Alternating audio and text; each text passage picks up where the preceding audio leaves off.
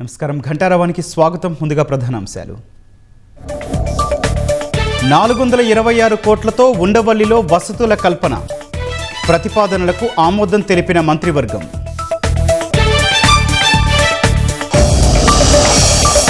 వడ్డేరులకు క్వారీల్లో 33% వాటాపై ప్రభుత్వం జీవో, యువగళంలో ఇచ్చిన హామీ నెరవేర్చామన్న మంత్రి లోకేష్. పాత పెన్షన్ స్కీమ్ అమలుపై సిపిఎస్ అసోసియేషన్ హర్షం, 11,000 మంది ఉద్యోగులకు లబ్ధి చేకూరుతుందని వెల్లడి.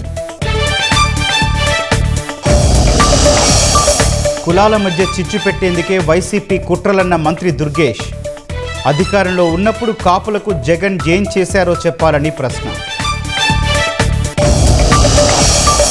కొలీజియం నిర్ణయాల్లో జోక్యం చేసుకోబోమన్న సుప్రీంకోర్టు, జడ్జిల ఎంపిక విధానం న్యాయ సమీక్షకు అతీతమని స్పష్టీకరణ.